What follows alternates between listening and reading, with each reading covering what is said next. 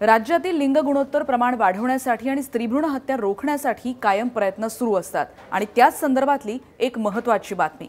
स्त्रीभ्रूण हत्या रोखण्यासाठी राज्यामध्ये तक्रार नोंदवली जाते आणि ही तक्रार नोंदवण्यासाठी त्याचबरोबर या संदर्भातल्या शंकांचं निरसन करण्यासाठी 104 ही टोल फ्री हेल्पलाईन सेवा आता 24 तास सुरू करण्यात आली आहे। लिंग निवड प्रतिबंध कायदा 1994 ज्यात गर्भधारणापूर्व आणि प्रसूतीपूर्व निदान तंत्रांचा समावेश होतो आणि सुधारित कायदा 2003 ची प्रभावीपणे अंमलबजावणी करण्याच्या दृष्टीने राज्य सरकारने हा उपक्रम सुरू केलाय।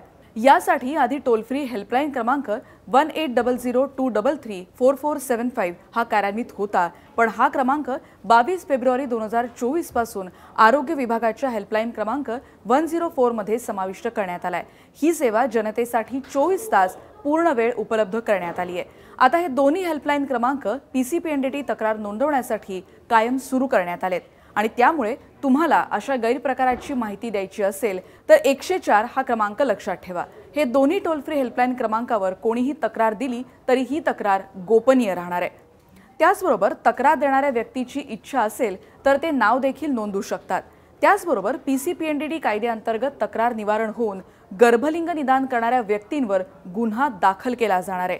स्त्रीभ्रूण हत्या रोखण्यासाठी तक्रार केल्यानंतर यशस्वी अंमलबजावणी झाली तर या तक्रारदाराला सरकारकडून खबरी बक्षीस योजनेअंतर्गत 1 लाख रुपयांचं बक्षीसही दिलं जाणार आहे। त्यामुळे आरोग्य विभागामार्फत सुरू करण्यात आलेल्या या योजनेचा लाभ घेऊन नागरिकांनी समाजातील जन्मलिंग गुणोत्तर प्रमाण वाढवण्यासाठी सक्रिय व्हावं असं आवाहन देखील आरोग्य विभागाकडून करण्यात आलंय।